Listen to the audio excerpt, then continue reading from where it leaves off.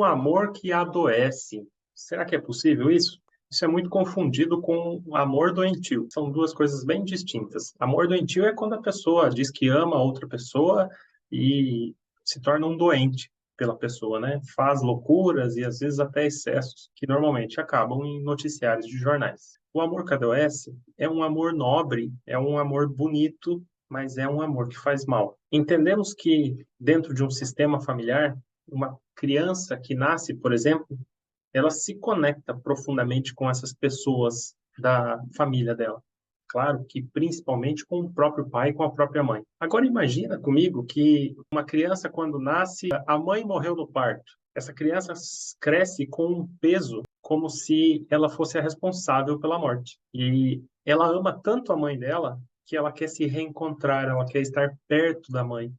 Então, essa criança, ela às vezes morre na própria infância. Às vezes ela passa da infância e vai para a adolescência, onde acontece um acidente e ela morre. Às vezes ela passa da adolescência e vai para a vida adulta, onde também acontecem acidentes, ou a própria pessoa se torna doentia, não come direito, cria uma anemia, ou então desenvolve aptidão por esportes radicais, por exemplo. O que ela busca no fundo da sua alma é a mãe. Então ela busca a morte. Eu dei aqui um exemplo de uma mãe que morreu no parto. E esse exemplo, na minha opinião, ele torna um peso maior para a criança, porque a criança se sente responsável pela morte. Mas eu reforço para você que esse é só um exemplo. Vou, por isso, compartilhar mais exemplos com você, para que você entenda. Uma criança, por exemplo, que nasce e, de repente, lá nos seus 5, 10 anos, o pai se suicida. O suicídio também é algo muito pesado e a criança passa a olhar para a falta do pai. Então, ela passa a desenvolver problemas na vida dela. Bert percebeu o amor que adoece justamente quando ele foi constelar pessoas com câncer, pessoas com sérias doenças, principalmente doenças fatais. Ele percebeu que, na grande maioria das vezes, as pessoas que têm doenças fatais, elas olham para a morte, elas olham para alguém que morreu. É como se, através daquela doença, ela fosse resgatar o morto, ou ela vai se encontrar com o morto.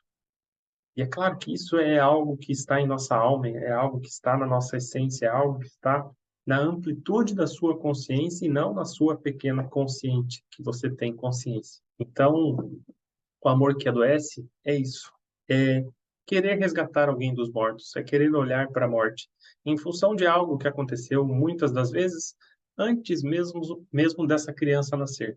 Então, às vezes, alguém pode ter cometido um assassinato, um suicídio, ou então aconteceu uma morte fatal, enfim, um acidente, e uma ou duas gerações depois, alguém nasce e se conecta com as memórias daquela pessoa que sofreu isso.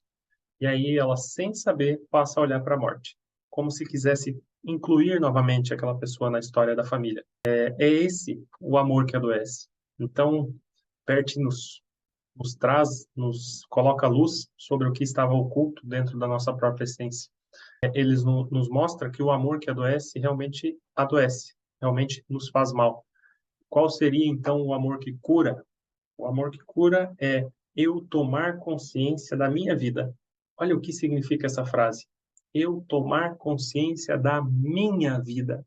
Então eu entendo que eu tenho a vida e que eu não preciso adoecer e que eu sinto muito se alguém antes de mim sofreu alguma coisa.